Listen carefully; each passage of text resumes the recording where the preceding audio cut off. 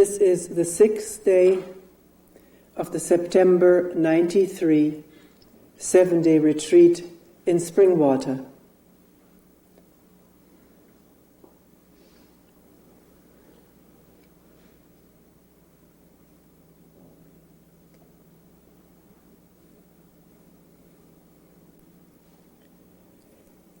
Three questions that have come up stand out.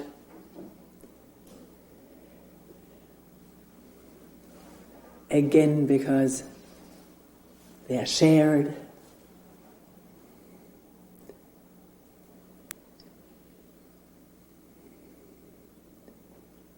Usually it's never just one person asking a certain question. It comes up in human beings. Here in this retreat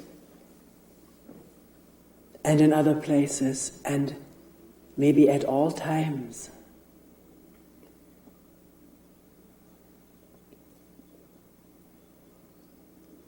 One is the fear of dying, the fear of death, which started early in my life, hearing my mother talk a lot about death and dying. Is that fear of dying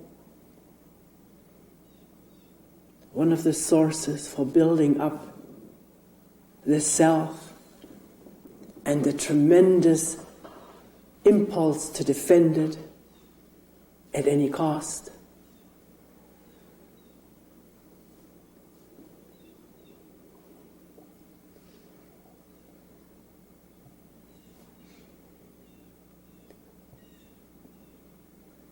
And another question: if it is true, and there have indeed been glimpses that this is so, that there is no separation, that the universe is one whole,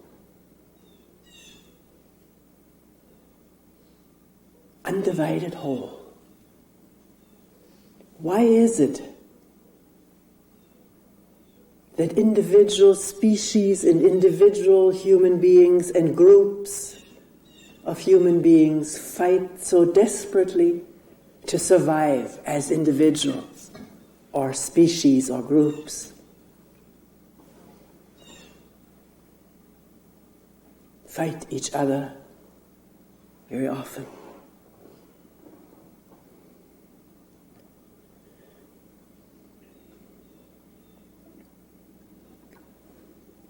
And the last question: you've mentioned in your talks that oneself is everything, and this everything is nothing. What do you mean by that? What do you mean by this nothing?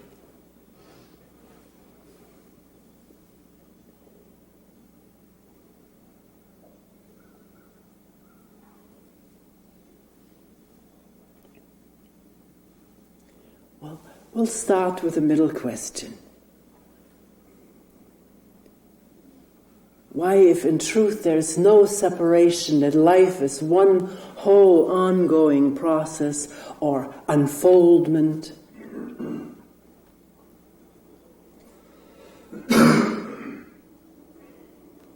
is there such a deeply ingrained instinct to survive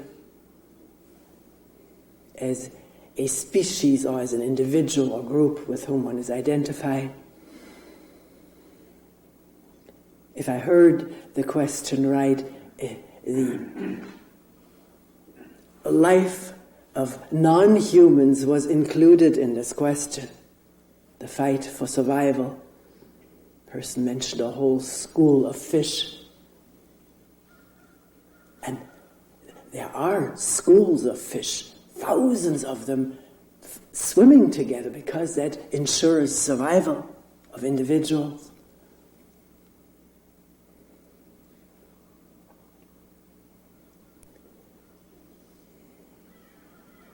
Is it impossible?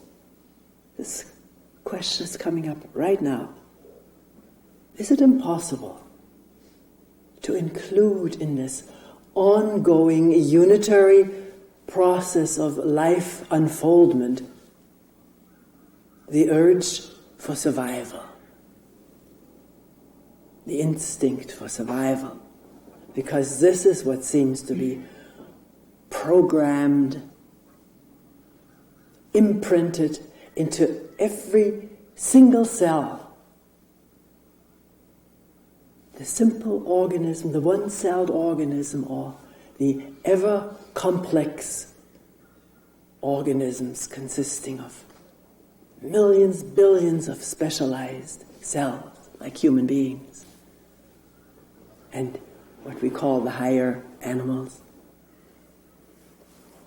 We could wonder why it is so, and ask questions and speculate and think and theorize, but it is a fact, isn't it? That there's tremendous instinct and urge to survive.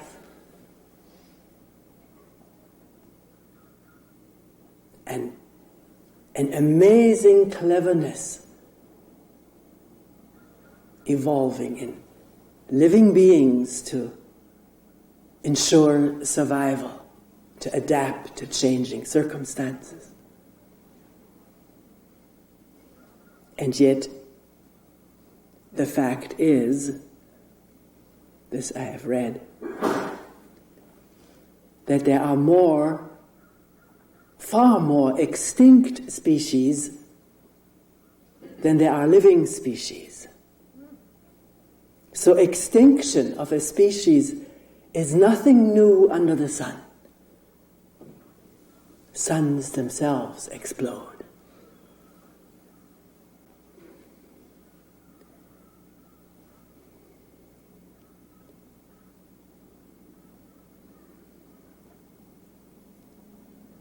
If for a moment we look at the animals, again in a simple way, I couldn't do it complexly if I wanted to. Don't know that much about it. But to ensure the territory, to provide the food for raising the young,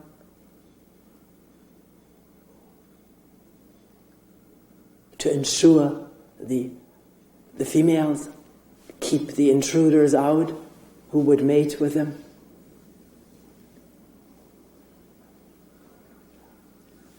To protect the young by building nests or dens and fighting off dangerous intruders that may harm the young. Goes on to an amazing and ingenious degree in animals, and in a very simple way, animals very quickly get the message. What is the territory, where to intrude, where not. There may be battles fought by males, or maybe females in some cases. But it rarely, sometimes it does, but rarely does it end in bloody battles or death. The defeated male just trots off, sometimes the way the movies show it, the nature movies, looks a little bit defeated, humiliated, but that may be a projection already. He may not be thinking at all, he just moves away from danger or from impossibility of existence.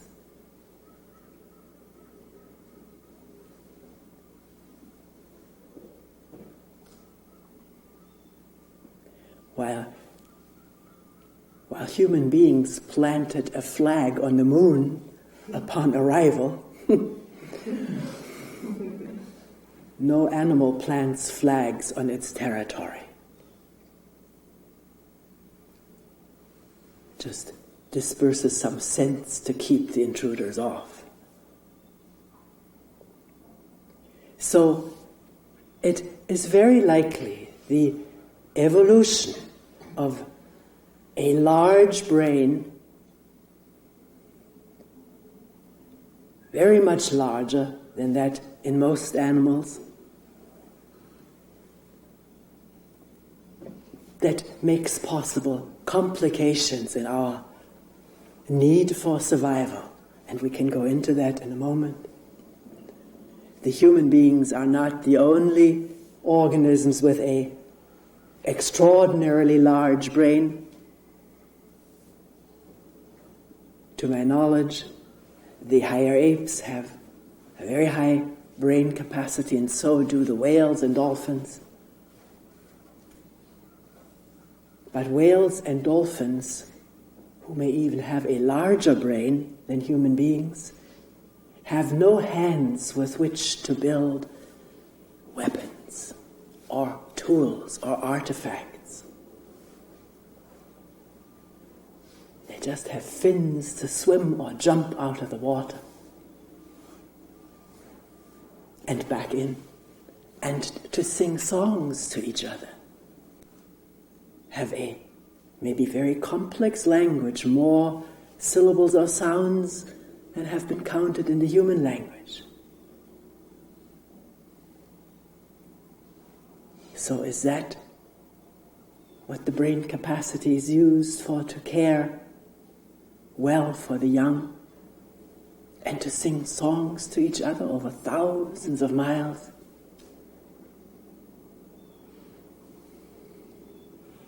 And enjoy swimming and jumping and frolicking while going along?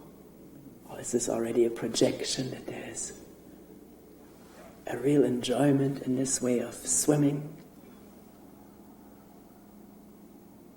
surfacing, turning, and plunging back in?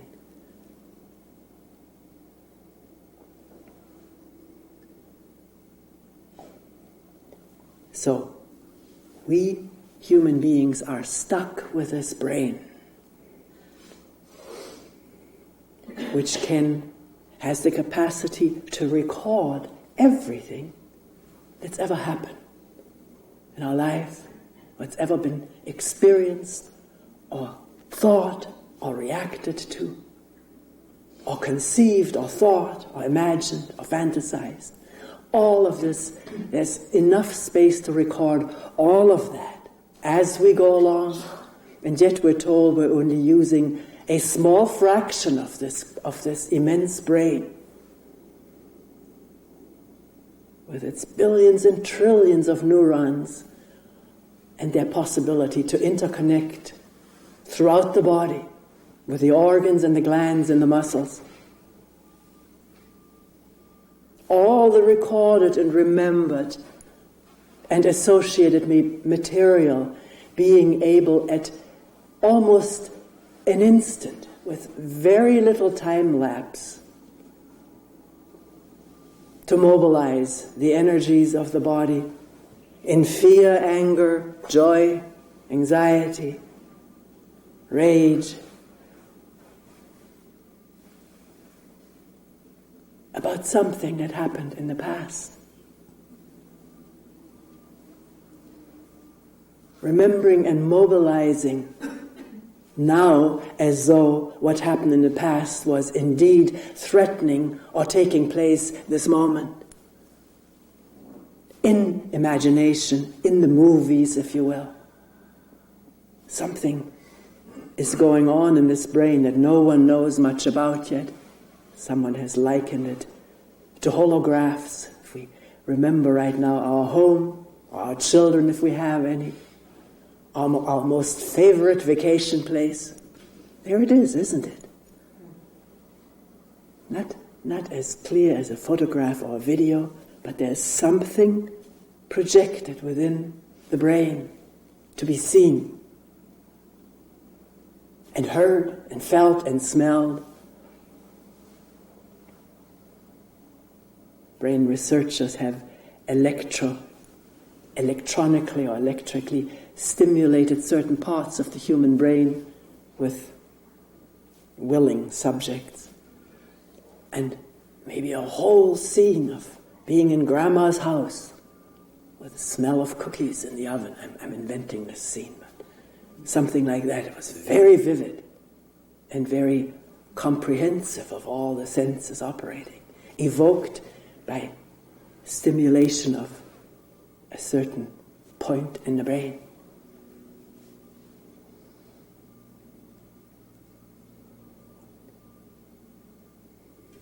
So, programmed as all other living organisms for whatever reason, there it is. It's inexplicable, unexplainable. The need to survive, the urge, the instinct, the drive and energy to bring that about, survival of this organism by whatever means. And getting together in groups has proven to be a very helpful means to survive together, sharing work, sharing tasks, rearing the young, providing the food, protecting against intruders, animals or humans.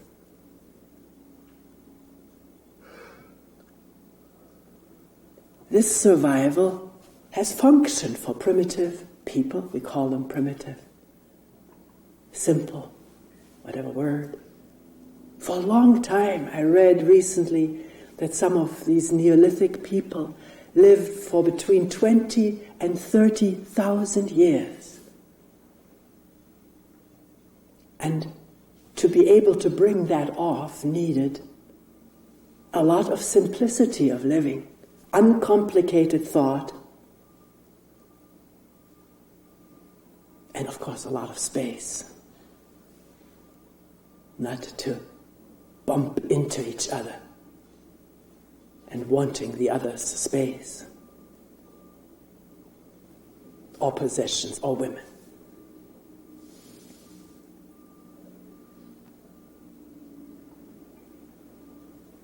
But today we don't have this space, and we don't have simple thinking anymore. Our thoughts are incredibly complicated and cumulative. And one of the outstanding productions of thinking is that there is the separate me, the separate self.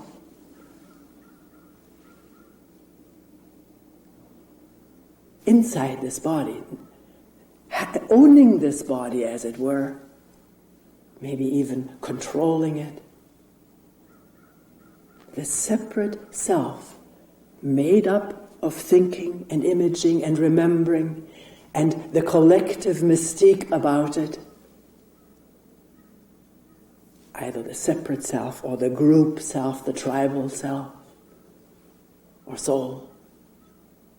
This thought has invented and is constantly reinventing and embellishing in each one of us. It is happening. And the amazing thing is that this happening can be observed, if you will. There can be awareness of this. Again, by this amazing process of being transparent within to the thoughts and images and fantasies and stories that go on and elicit such emotional response from this body.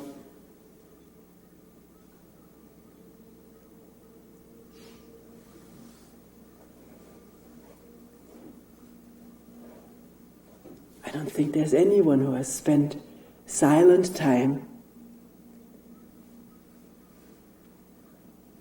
at times motionlessly, listening, wondering, openly looking, who hasn't become aware of this story going on about my life. It's not just an image, it's not just clusters of images, many of them contradictory, but there's a whole succession of imagery and storyline about my life, to which there is a tremendous attachment. Whether that story is more tragedy than comedy or drama.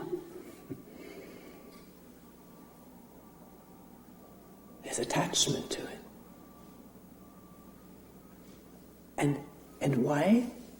One asks this question, but we are attached to reading stories, aren't we? Little children, and nothing more you can do for them than take them on your lap and cuddle together and read a story together.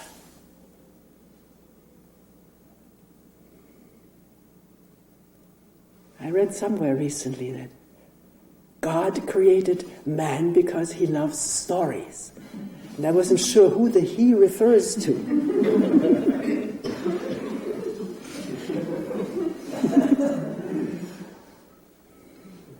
Because it's God and man. That's probably an old-fashioned story today. It would be put more correctly.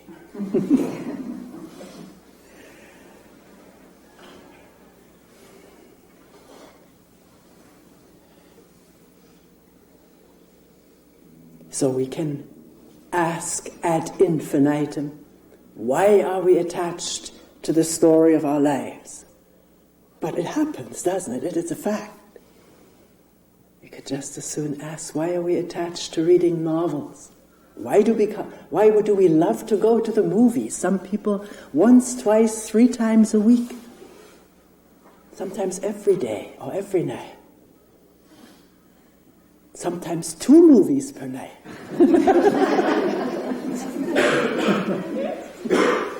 It's not said judgmentally, even though you may project that on me. I'm not judging it. I'm just amazed at that capacity. Because we love it. We love to identify with personalities, with heroes, good and bad, the villain and the villainess, and the hero and the heroine. I remember one of the first movies I saw. I didn't get to see many movies. It was not considered right for children in Germany to go to the movies. They were carefully selected, and then maybe one a year. If I just imagine right now the amount of movies that my grandchildren have seen, some of which I couldn't see, like Batman. I don't mean the series, but this movie. They invited me once to see it with them. I was stunned at their capacity to see violence and horror and not feel horrified or scared. And yet they're nice children, very loving, very sweet. And while they visited here this summer for 10 days, they never ever once were interested in turning on the TV. Never asked for video. There was enough going on here.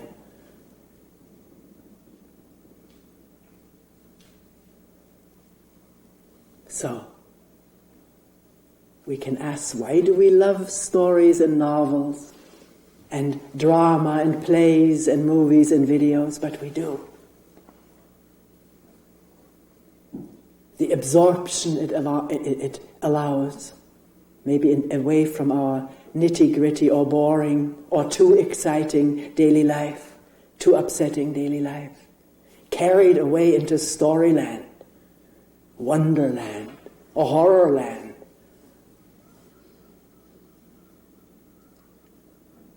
Oh, I was beginning to say earlier, I remember the few movies I saw, if there was any kind of a sad ending. One of them was called The Red Shoes, about a dancer. I cried and cried and cried and cried and cried. Because then I was older. Didn't matter. Anna Karenina finally throwing herself in front of the train. My God. Total identification, I guess, and total sadness and pain at this happening to her or to oneself. Where is the dividing line?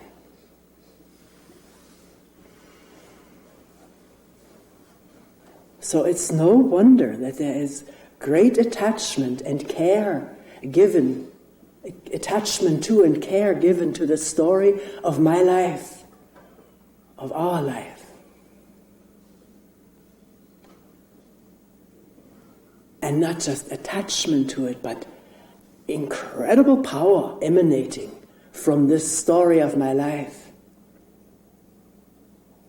affecting the senses, the emotions, the thinking. Emotions affect the thinking. We've been talking all week long about thinking affecting the emotions, but when there's strong emotion, strong anger, how can we think clearly? We can't. We're strongly afraid, anxious, enraged, jealous. Can we think clearly? Of course not.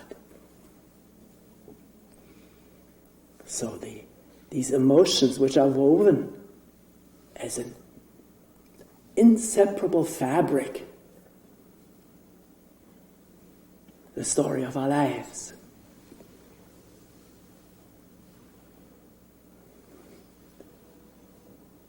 have powerful impact on the way we react, respond to each other.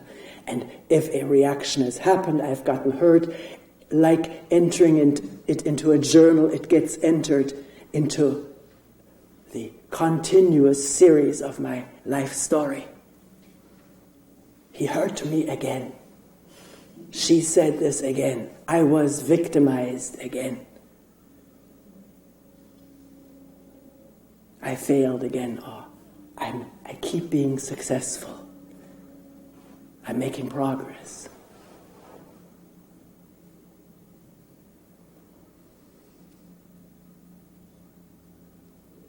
I can't cover it all, obviously. Everybody can read their own life story and the entries, and maybe catch the moment of an entry, the moment of recording, what happened, into language and imagery and emotional expression, and observe to one's astonishment that the story is the thing that keeps having the impact on the mood, the reactions, not what happened. What happened is finished, it's gone, it's no longer there. The encounter is over. But the story keeps going. And the story may not be accurately reporting what happened. It's already embellished or interpreted in terms of previous chapters, or ideas or wishes, or fears. So let's watch that. That is one of the most interesting and easy, relatively easy things to observe. How an event becomes a story in memory, and that memory can be present right now very vividly. Doesn't seem memory at all. And how the reaction is to the memory, and how it's been recorded, and how it's being put and expressed. Things added to it.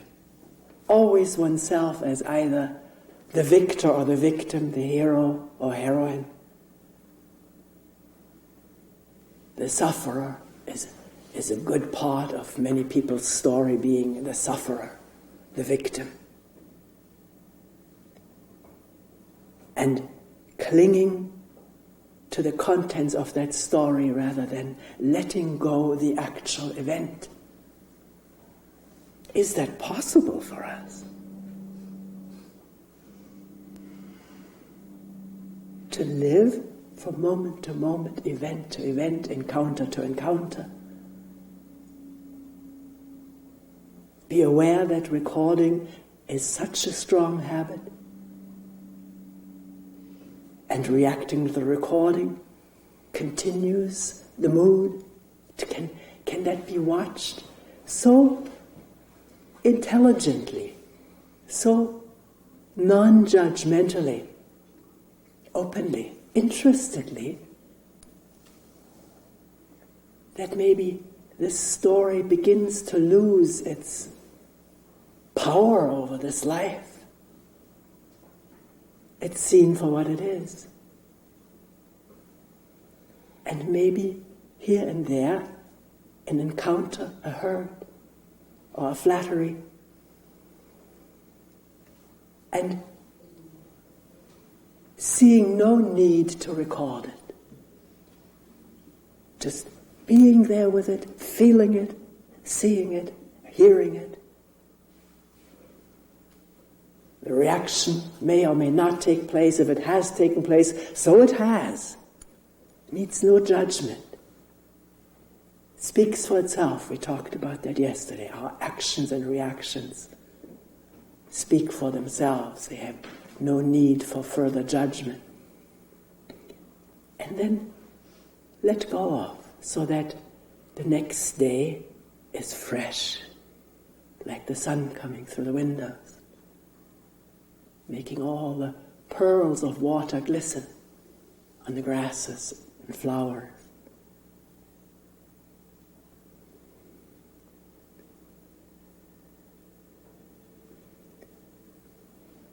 Coming back to why in this universe of wholeness, if this is indeed true,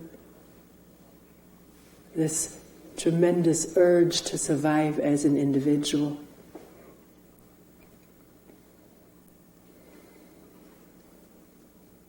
has our instinctual animal urge to survive, which we said in the beginning is probably programmed in the very first cell, has that transferred onto this creation of the imaged self, the imagined story self, so that now all the powers and ingenuity of this organism and brain to keep it going is also included or transferred to this me, this story me.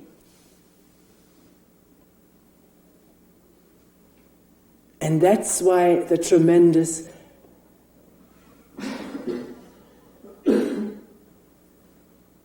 intensity in defending it, as though it was the body itself which was being threatened when somebody criticizes us, accuses us unjustly. We've gone through this in groups.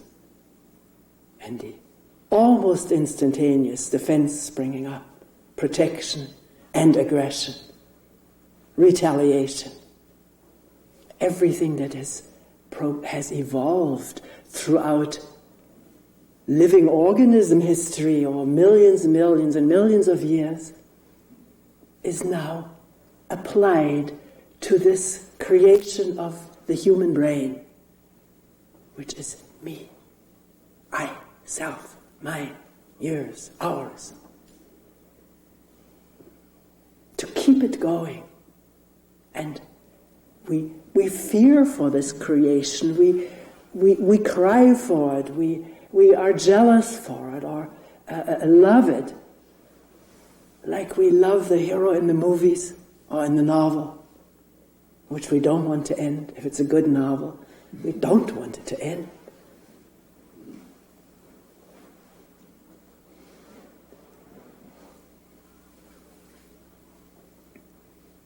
We don't want it to end. This is the other question. Is the fear of dying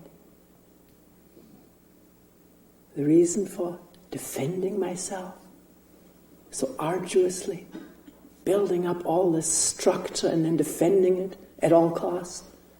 Does that have to do with the fear of dying? Death.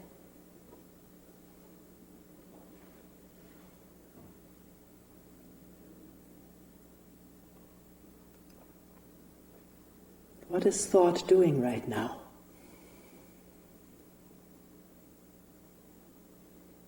Thinking about death, thinking about dying.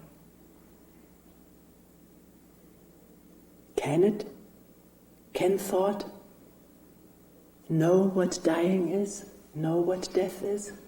Or can it only think about death and think about dying, using whatever is available to it from stored memory,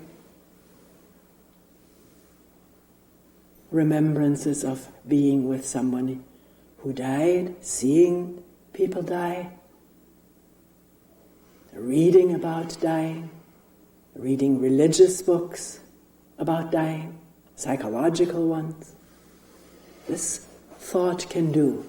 Carry together the information and spin.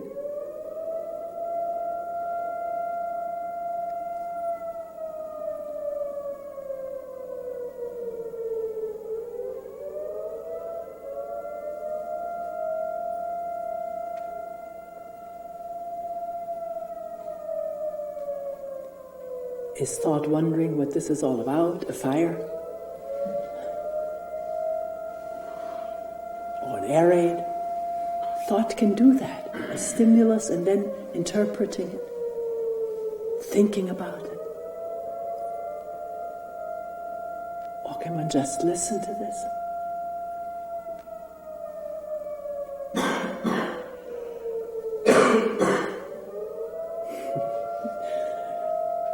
Last time this happened, it went on for almost 10 minutes.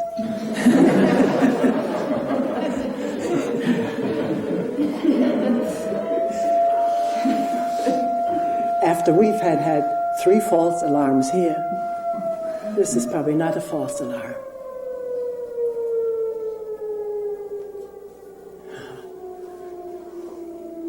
That's nice.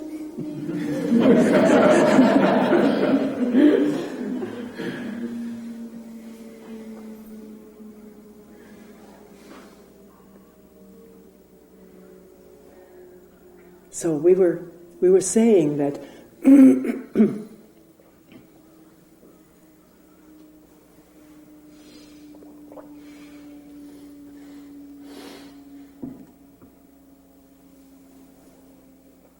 thought can think. That's what thought is. Thought is thinking about dying, about death.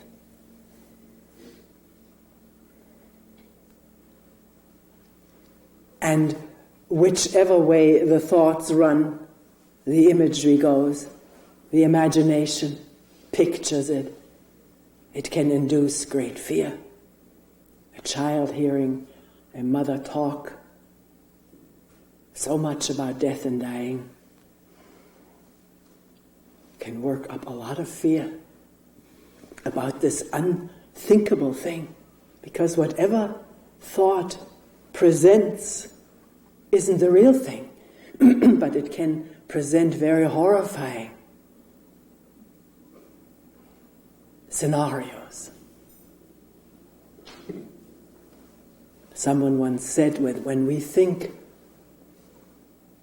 about ourselves as dead, when this is being thought, it is like thinking being buried alive. Because we're alive right now as we're thinking about being dead. It's impossible.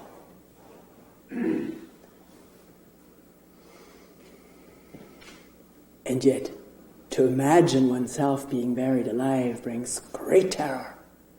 And to imagine the story of one's life already as a child has a lot of fantasy about me as heroine or hero, or villain, victim. But a lot of fantasy about what one will be or could have or become. That to come to an end makes no sense to thought. Just as the ending of the novel or the ending of the beautiful movie leaves one wanting more. And one will go to Batman 2 and Batman 3.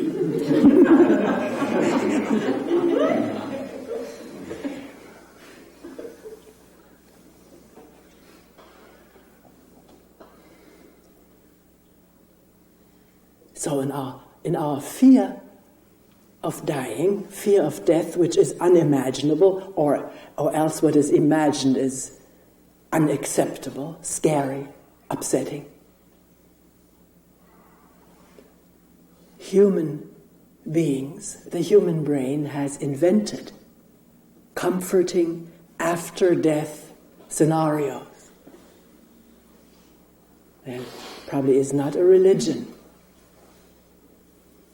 also invented by thought, that has no way of dealing imaginatively with life after death, which makes it more comforting to deal with this thought which is ever present. Maybe not ever present if it is ever repressed, but death is with us. Relatives dying, of course, these days in the newspapers, magazines, movies, TV, we're surrounded by death and dying.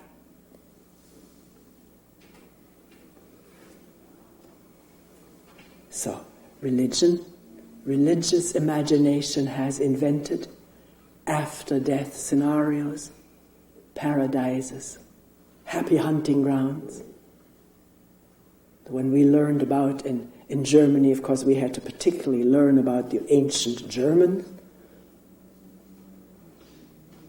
warriors, fighters, loving to clash and fight, axe each other, and and drink gallons of beer or whatever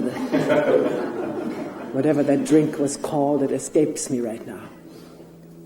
And the afterlife scenario was an eternal battlefield to battle each other, and then the Valkyries, these beautiful buxom women, coming and picking up the dead warrior, taking him on her horse, and taking them back into Valhalla, where there is beer to revive the spirit.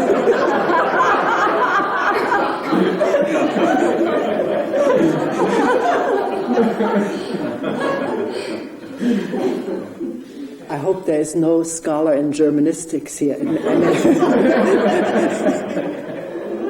I may not have reported this completely accurately.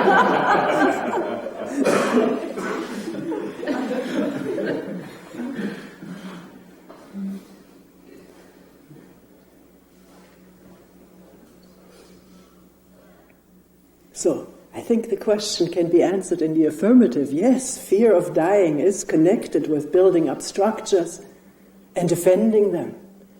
Because any structure that's built in defense of fear needs defense to be maintained, lest the fear emerge again.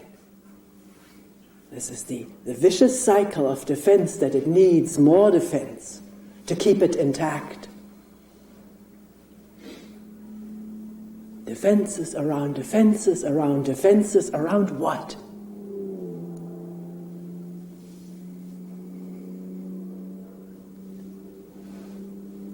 Me? The idea of me? And what is that?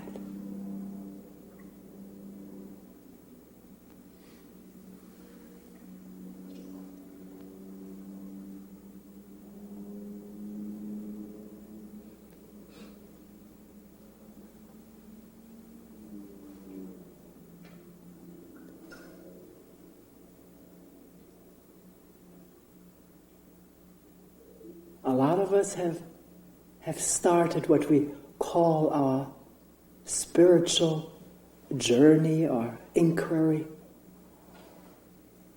walking a religious path. I'm not using these words these days, but this is very common expression. We have started our spiritual journey or religious path in search of finding out what we really are, why we are born, why we must die,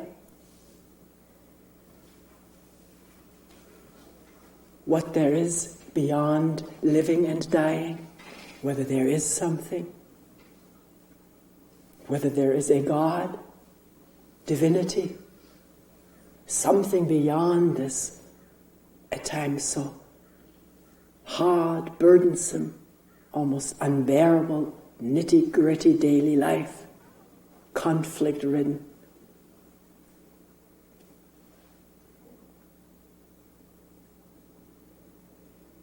And we search, which usually means the brain searches for information, for solace, for peace, for comfort, for harmony. And then someone says, the brain can't figure it out. It's impossible. The brain can only create scenarios which have nothing to do with reality, except the reality of a holograph or something like that inside the skull. So what is the meaning of life? What am I? What is God? What is dying?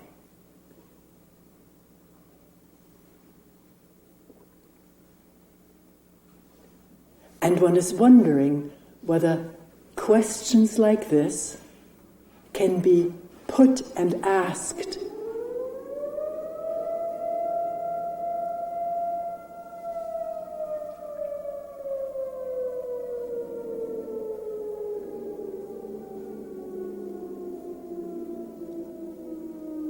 whether questions like this can be put and asked in a new way, not traveling immediately into the cortex, into the brain, to figure out answers, which is what thinking does and it is supposed to do, and that's what its function is, to figure things out.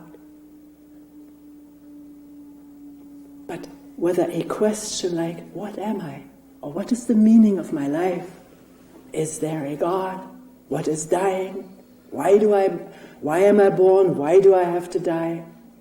Asking questions like this, whichever way it comes to one, without answering them.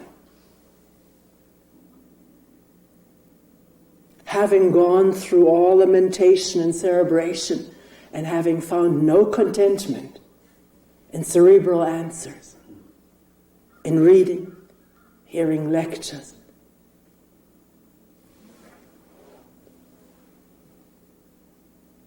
So, can a new questioning begin with a question, but not knowing the answer? And really understanding something through glimpses of the futility of thinking about it some more. It'll happen inevitably the moment there's no attention. Then our mechanical processes take over again. And the foremost of them is to think our problems into a solution, or to think that this is what we're doing. But when there's some wondering, I want to get away from the word attention, because some people have told me they're becoming obsessed with the idea that they have to do attention. They have to be attentive. Anything can become an obsessive idea, including attention and awareness, or seeing or listening. So, how can we put it into words without letting the words become an obsessive injunction? Do this, don't do that. So, here's the question, what am I?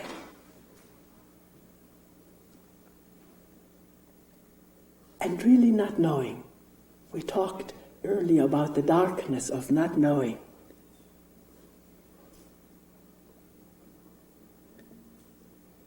But wondering, looking within, as it were, but not to take that too literally, listening openly. The body opening up. The body can open up. It's amazing. Not just the capacities of the brain are unused, the large amount of brain cells totally unused, but the capacity of this body is not fully used. the way we live, so mechanically, so routinely, so reactively, so much based on storyline. So, what am I? Or whatever your question may be, it doesn't matter. What is it? And not know, and therefore, and yet curious, interested, with that comes some energy, and some opening up of the senses, the body.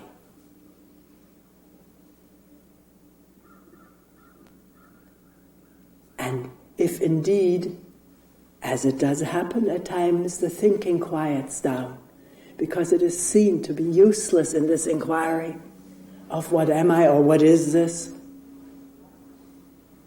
being, or this pain, or what is everything, then it's indeed possible for thought to slow down. It has no function there. It's not being condemned or banned or cut. It just slows down in this inquiry of what am I, without knowing, and not seeking verbal answers or intellectual solutions.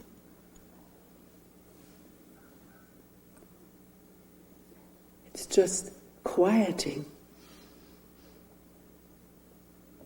wondering. The whole of oneself is the question, without knowing.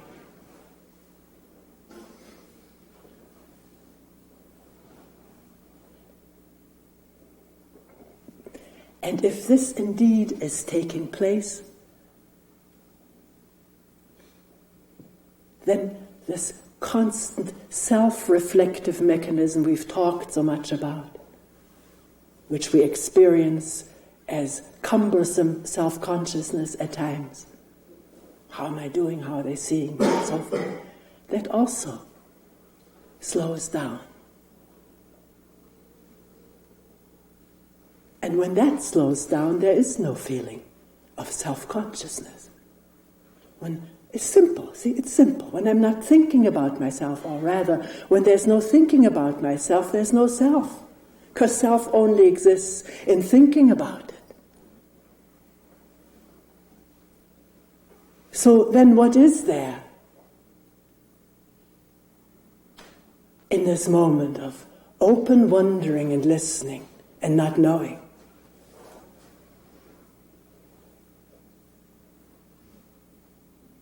Everything is there, the way it is. The sensations, the warmth, the wetness of perspiration, the cawing of the crows, people sitting, breathing. Not the idea of breathing or counting it, but just that. It's there.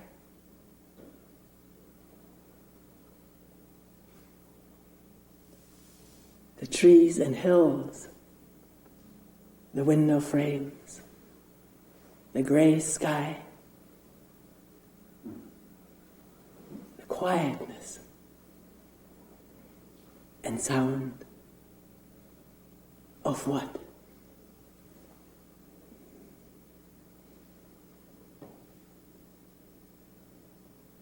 So this last question, which we mentioned in the beginning, what do you mean I'm everything and everything is nothing? What is this nothing?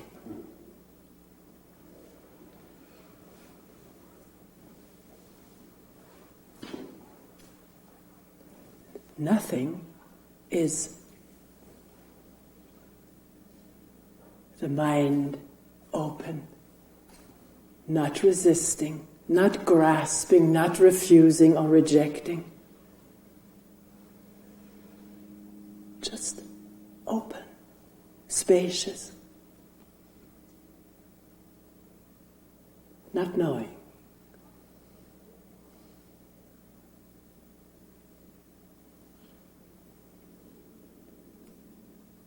And no feeling of separation from all there is.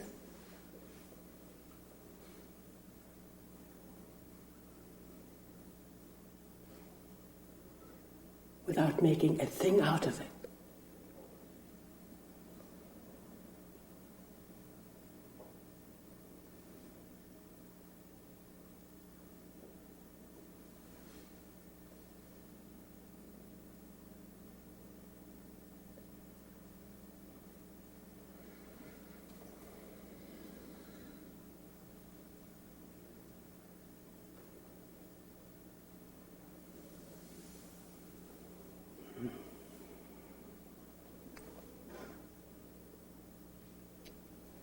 We will end here for today.